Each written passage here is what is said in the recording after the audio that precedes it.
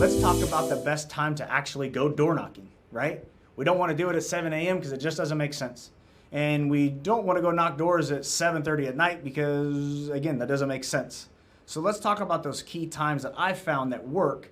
And obviously with that, you want to check the demographics of the communities because the times we door knock, we want to make sure that the people are home. So one thing that I look at, one of my feeding areas that I use, not my feeding area, but one of my farms, is Frisco here in Texas. It's Frisco, Texas. A lot of stay-at-home moms, nannies are going to be home. So one thing you want to look at is that 9:30 to noon is a really good time. You don't want to do any earlier than that because, again, the kids are going to school. If in the summer, they might sleep in a little bit, but that 9:30, 10 o'clock seems to be that nice, sweet spot. So that 9:30 to noon, because typically noon and thereafter is nap time. So you don't want to be ringing the doorbell, knocking the door when kids are asleep and the dogs are barking and everyone's awake because you're going to have someone that's going to be very upset. So one thing that you want to find is that 9:30 to noon is a really good time. And with me, I try to hit it, I do like a blitz. I do a 45-minute to an hour blitz, and then I'll take a little bit of a break so that I'm fresh. You know, especially if it's 100 degrees outside, I don't want to be sweating through my shirt. But one thing you want to look at is you want to get in and out. You want to be smart. So definitely knocking accordingly to, you know, the community. You don't want to be knocking doors if everyone's going to be at work. It just doesn't make sense. Now, we want to talk about the evening time. You know, people are going to be having dinner. So one thing that I found is that 4:30, 4:45, 5 p.m. is a good time to start. And I really wouldn't go past 6 or 6:30. Once you do that, you're getting into people are starting to wind down. So be smart about it. And then one thing I will definitely say is you don't want to go knock 100 doors. Because by the time that last person, let's say the 100th door, they answer the door, you're going to be so burnt out. You're going to be like, look, you just want to do a roof inspection or not, and you're just going to be dead. So what you want to look at is you want to be fresh. With that, 45 minutes to an hour blitz, go in your truck, take a, eat something, get some water to recharge, because after a few GFYs, you don't want to just be a glorified door hanger, hanging the door hangers. We want to make sure that we're nice and fresh. So think about a 45 minutes to an hour blitz, maybe take a 15-minute, 20-minute break, and then get right back at it. That's the best way. Check the demographics of the community. Make sure you're knocking appropriately with those. But again, don't try to knock all day long and say, oh, I'm going to knock 500 doors today. It just doesn't make sense. You can do that, but you got to be smart working in shifts. Be smart, think about it, stay fresh, stay alert, and be upbeat and positive. We want to keep that high energy, guys. We want to keep that high energy, that positive momentum. We want to make sure that we're knocking doors, we're fresh, we're alert, we're smiling, we're ready to go. That's crucial. So again, don't think we're on this, this marathon and trying to, knock on 500 doors in one shift. It's impossible. You'll look desperate, you'll sound tired, weathered and battered, and no one's going to want to do business with you.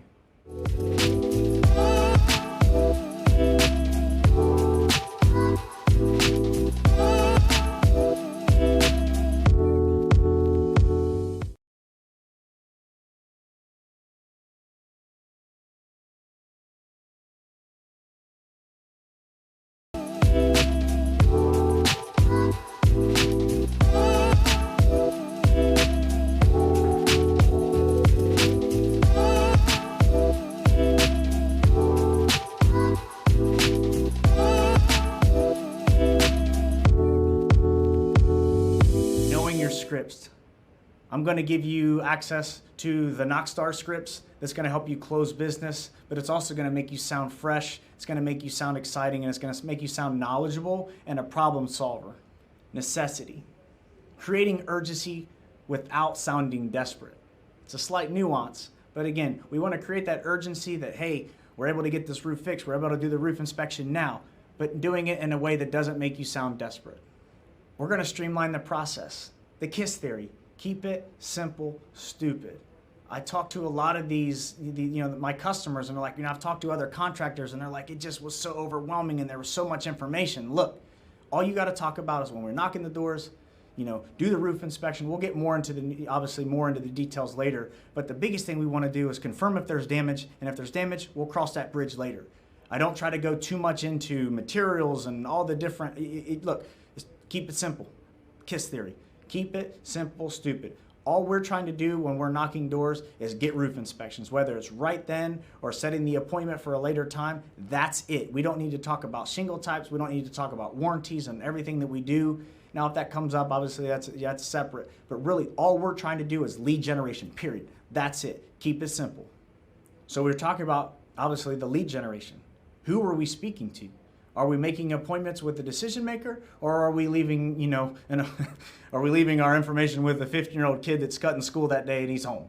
Whatever it may be. Let's be smart. We're creating appointments. Obviously, if the decision maker is home, or like if it's the wife or the husband or whatever it may be, a lot of times people are working IT and they work from home these days. So as long as they're not in a conference call, you literally just come in and say, look, I'm going to do a roof inspection for you. It's going to be real quick. Not too intensive. I don't need to take much of your time. Chances are they'll let you get up there and do your thing. So one thing you want to do is make sure you're, setting the appointment or doing the roof inspection and doing it while the decision maker is there. Just ask a few questions. It's very simple. Again, keep it simple, streamline the process, handle the objections. We're going to get into that, but what we want to do is making sure we're keeping the energy high and we're just strictly focusing on lead generation. Avoiding the smoke screens. We already have a roofer. Our roof was just replaced 2 years ago, whatever it may be. Look, those are smoke screens. We can come back to that later. I've got the objections that we'll talk about handling. I've got all that. But right now with lead generation, people are going to try to get you out of their face. They're going to GFY you. What we need to do is talk about how we can overcome those. Using a little humor to break the ice. One of my favorites is, hey, I'm not a Mormon, or hey, I'm not a Jehovah's Witness, so don't worry. Or whatever it may be. I know that sounds kind of cheesy, but think of something funny to say and get right to it.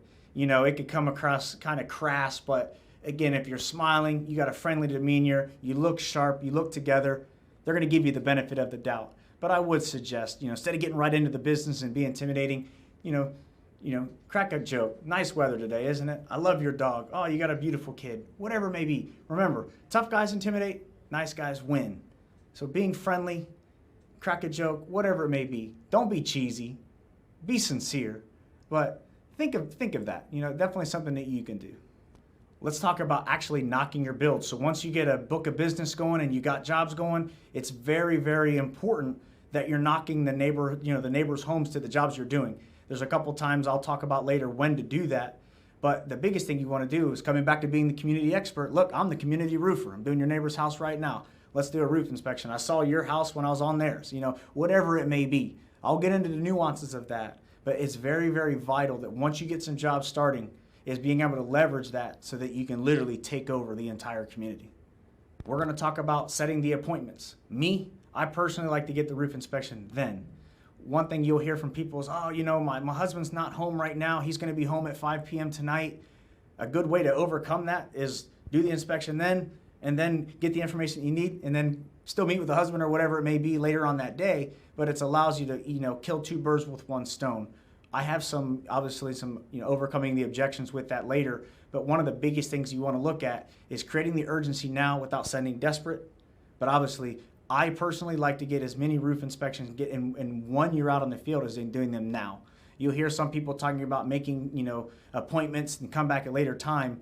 What you'll find with that is some people will book the appointment so they don't have to tell you no directly up front. They'll set the appointment, and then 2 hours before the appointment, they'll cancel on you because they had no interest in you, doing the appointment at all. They were just trying to get you out of their face. They were trying to get you to go away. So that's definitely a smoke screen, but that's definitely something I'm going to be able to help you avoid.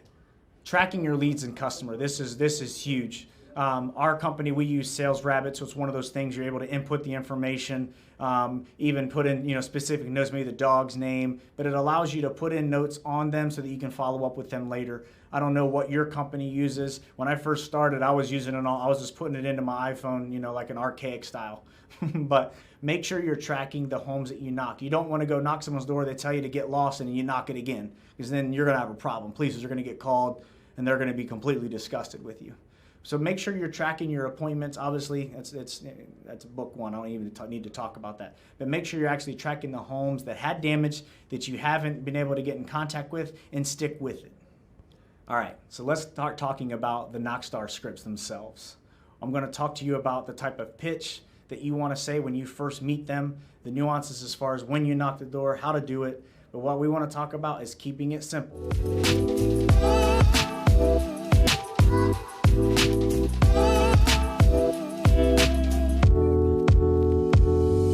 So let's talk about the Knockstars power moves.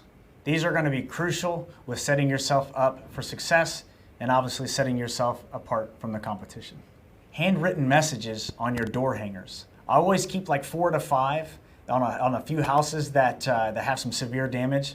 I'll put a Post-it note and I'll write the handwritten message, and then I'll tailor it a little bit to the situation. So when I hang the door hanger, it has a nice message on there. I will tell you, chances are of you getting a call back from a door hanger are low, but I will tell you, if you have a few houses that you have, like you said, they're like your hot leads or ones that you really want to get a hold of, I will tell you that with the handwritten message, again, it's elevated, you will have a better chance of getting a call back on those. That's a power move for sure.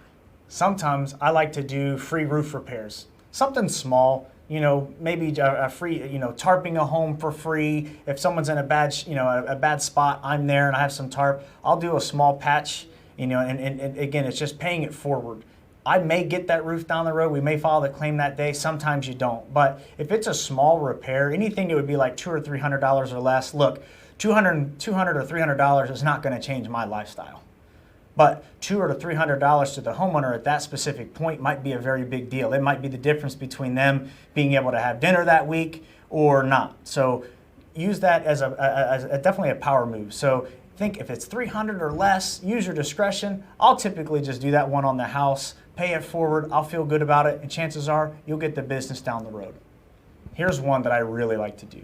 I do a $50 donation to any type of, so like a roof inspection, when I'm out doing roof inspection. So that week, I'll say, look, any home that I do an inspection on that's in a qualified, storm area, I'll do a $50 donation to any nonprofit organization of their choice. I personally like the Wounded Warrior Project. We are a veteran-owned company. So with that, I like to donate the $50 to the Wounded Warrior program, but I let the homeowner choose, and I will actually follow through on my word, and I'll make that donation in their name so that, again, it's paying it forward, it's good, set yourself different. I will tell you, that will definitely get you roof inspections, but it also make you feel good while you're doing it. What's $50? It's more the principle on this one. After any roof inspection, as soon as I get in the truck, I write a handwritten note. And obviously in our business stationery, we got the small envelopes. I put my business card in there. I write them a thank you note. Thank you so much for trusting me with your roof inspection. And I literally keep the stamps in my car and I put it in the mail that day so that maybe tomorrow or the day after, they'll get this really nice message from me. Obviously, if you're out knocking doors, chances are you're in a storm area and there's probably 50 other roofers coming behind you. So let's set ourselves different. Look, in this day and age, everyone's sending emails and they're texting. No one's actually talking anymore. Hell, a handwritten message, that seems archaic. That's something that we were doing 20 years ago. However, it's funny how old things come back in style, right? So that handwritten message, I've been doing that now. I get callbacks on every one of them, whether they do business with me or not. They're just glad that that someone thought enough to do it, and I get referrals that way. They're like, look, we just had our roof done, or now's not a good time, but you know what? Call my friend Brad. I know he's been looking for a roofer. That happens. So again, something small. Make sure you have about whatever it may be. Go to Kinko's. If your company doesn't have them, get thank you cards. It's good to have your branding on there, so you want to make sure that that's on there. But if you don't, a simple put your business card in there, thank you note, that goes a long way. Seems old-fashioned, but it's funny how things come back in style. I know I talked about this earlier, but joining the Facebook groups of the communities that you're knocking. Again, we want to be the go-to roofer for the community. We want to be the attractive character, but don't forget that. Spend that time in the evening. I would even go right, if they accept you, or if it's private, you may have to ask for, to obviously ask to join, but bring something to the group. Don't just try to come in there with your hand out. Maybe add some free education. Look, we've been hit with the storm. I'm willing to do some free inspections. Again, I'm not here on the take, but give, we talk about that. Give 80%, expect 20. What are you bringing to the Facebook group? Because if you're just trying to come in there with your hand out, they're going to smell you and they're going to get you out of there immediately. But if you come in there with viable information, maybe on things that can help them with, energy savings or whatever it may be, think of anything that you could bring a benefit to that group. And again, on the back end, you'll get the roofing jobs from that. To be, like I said, being the attractive character.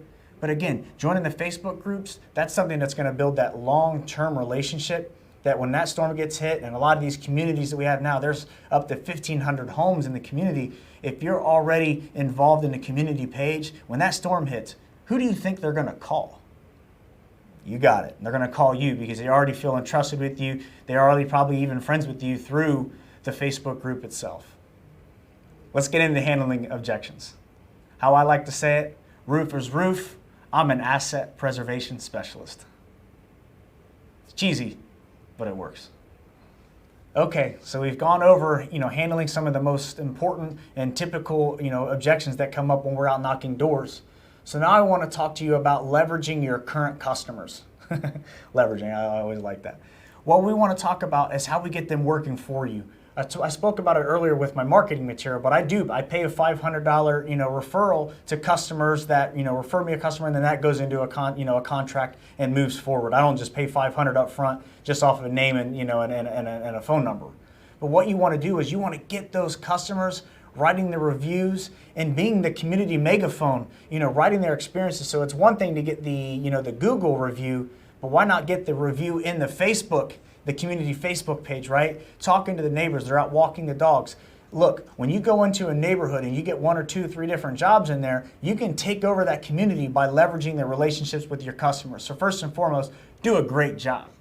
Go above and beyond. Do what you can do. Maybe, add in a little bit of painting the fascia or doing a little bit extra work on the chimney that needs done anyway, because it will pay dividends. I always use that $300 mark as kind of my threshold. But again, coming back to make sure that you're leveraging the communities. Who do you know in the community that I can definitely help with? I try to get, usually it's about 2 referrals per job. So if I do 2 jobs on a street, that'll turn into 8 because I'll get 2 from them, which is 4 times 2 is 8. Again, don't think about just coming in and doing the fears. Think about coming in and taking over the community. And the best way to do it is leveraging your current customers. So let's talk about building value and not selling on price. Look, we're doing lead generation. We're knocking doors. We can talk about money and price later. We're literally just trying to get lead generation. It's a fixed amount paid by the customers anyway. So if we're filing insurance claims, the only thing that the customer has a direct responsibility for is their deductible.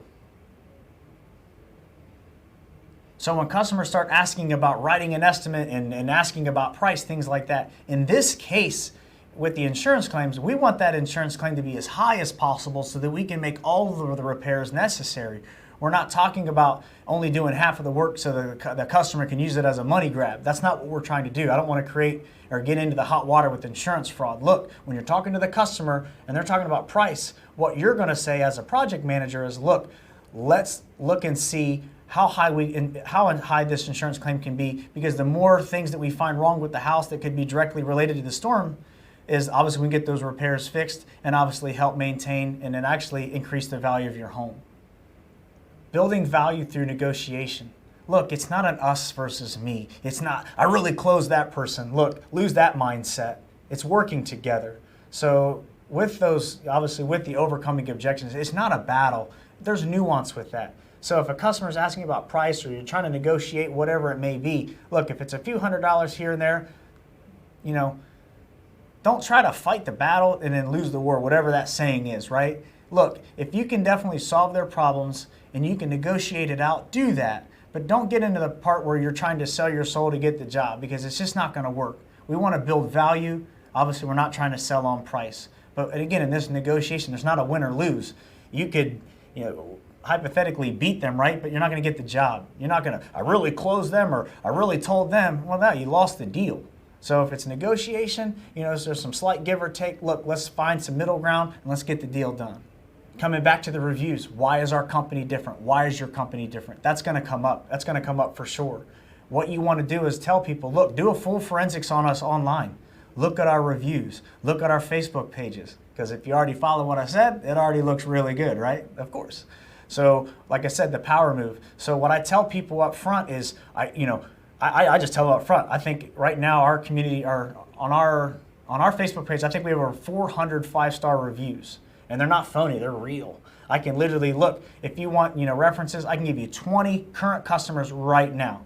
And again, if you're new, you don't have those, well, guess I bet your company does have turned 20, or a high amount of current jobs that you're doing, and they're going well, so you can use those as references. Use references wisely, right? And I like to do jobs that are currently ongoing, maybe some that have closed, so that again, it's a power move. If they ask for 2, I give them 10. If they ask for 5, I give them 20. Look, be fully upfront with what you're doing. If you've got a strong company, show them the Google reviews, show them the pages. Literally pull up your phone and show them the reviews right there. That's a power move. Nothing to hide here, guys. We're a good company. You get the Mercedes-Benz versus Toyota, right? Both get you from A to B. But in this case, when we're working these claims and we're helping people with their homes, you don't want to cut corners. It's your home, right? So in that case, you would want to do all of the work. You're going to want to build the value, which is going to be more of the Mercedes-Benz end, right? Exactly. Now, if you're starting to talk about cutting corners and things that we can do to shave price, now you're starting to swing the pendulum back over to Toyota Camry. Look, yes, we can get the job done, we can do it thin, but that means there's going to be corners cut. Why don't I use the best materials so that I can guarantee that I'm going to give you a lifetime warranty and the product that we use? Instead of going with a 20-year shingle, why don't we go with the 25-year shingle? Or better yet, I won't put those type of shingles on people's homes, so I actually upgrade them for free or for a small amount. You got to look at the job, you obviously got to look at the profit on the job, but obviously using the best materials possible. So instead of talking about where corners can be cut and money can be saved, if you're working with insurance, you want to make sure that you're keeping those values high. Again, after all, you're helping people with their homes. Always do the right thing. Insurance companies always use fair market pricing and always default to that. So if people are saying, look, write me an estimate, we already went over that. Look, you don't want to be out writing estimates and ordering Eagle Views and trying to shop on highest and lowest price. I don't even go into that with people. I say, look, I'm going to give you a fair market price. We all use the same software, and really just go from there. Look, we all use the same estimating software. Are you going to do a good job? Do you have good reviews? Is your company strong and viable? Are you trustworthy? That's all that people need to know. If that's not going to win them over, then what I would do is to say, look, we're not a good fit, and get on down the road. Look, if there's problems early, there's going to be problems often. And if they're beating you up over price in the beginning, you don't even want to work with them, because chances are when it's time to start collecting checks, they're going to be slow to pay them, or they may try to stiff you altogether, because it sounds like in that case, if they're really trying to shop price, something's wrong.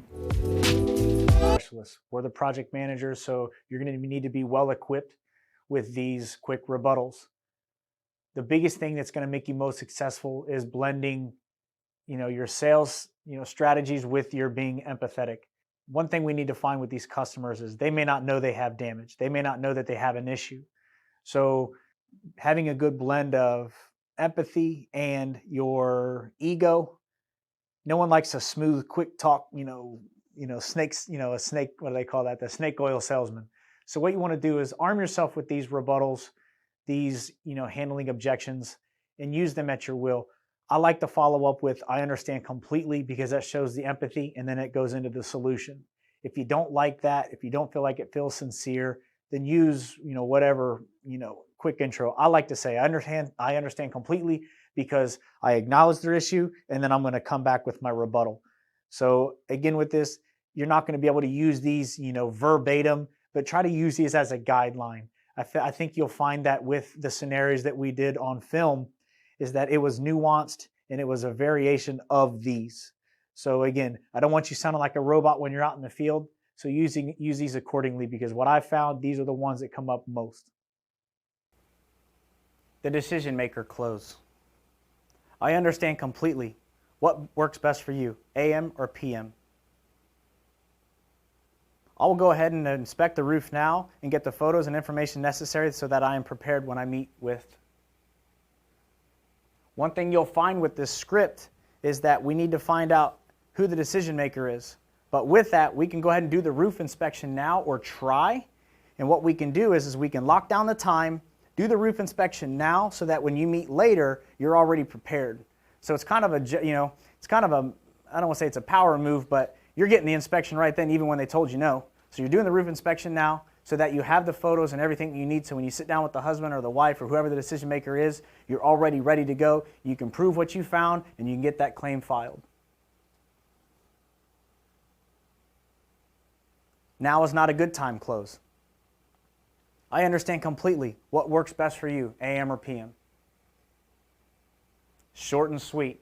Nothing else really needed on this one. You give them two options. What works best for you, AM or PM? I already have a roofer.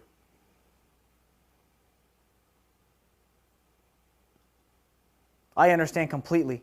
What we have found with our customers is that they value both their time and money.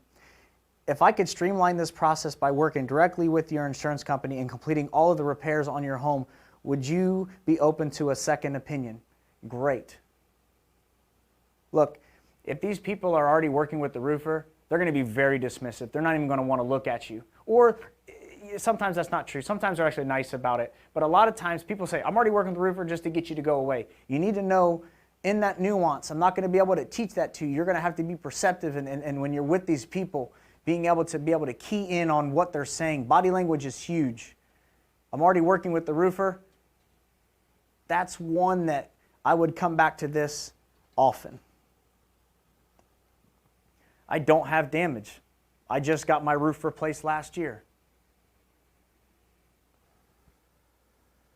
I understand completely. Your neighbor said the same thing, and we were surprised as well when we found hail damage to their roof. Look, it's only going to take me 5 to 10 minutes to do a quick roof inspection. If there's damage to your roof, I'll work with your insurance company to get it fixed and replaced. Period. Simple, direct, and to the point. Keep it simple, guys. Keep it simple. I don't want my rates to go up. I understand completely. However, in this case, it's not like you crashed your house. Hail and windstorms are an act of God, so insurance rates are actually calculated geographically. So whether you file a claim or not, insurance rates are never getting lower, so we might as well get you a new roof out of it. With this one, I kind of do it with a lighthearted approach. Not crass, not dismissive, but keep it kind of light. It's funny, right? Insurance rates are never going down. So people are like, I don't want my rates to go up. Well, they're going up anyway, guys, so you might as well get a free roof about it. This is one that's kind of cheeky, it's kind of funny, it's lighthearted. They'll probably laugh. I just switched insurance carriers. I understand completely. You actually have 12 months from the storm date to file your claim, so your old policy will still cover it in this case. Again, nothing too crazy about that. If they had a policy, when they obviously own the house, if they had a policy, even though they don't have that policy anymore, it was still in effect on the old policy. So go back and get a claim filed. I just purchased this house.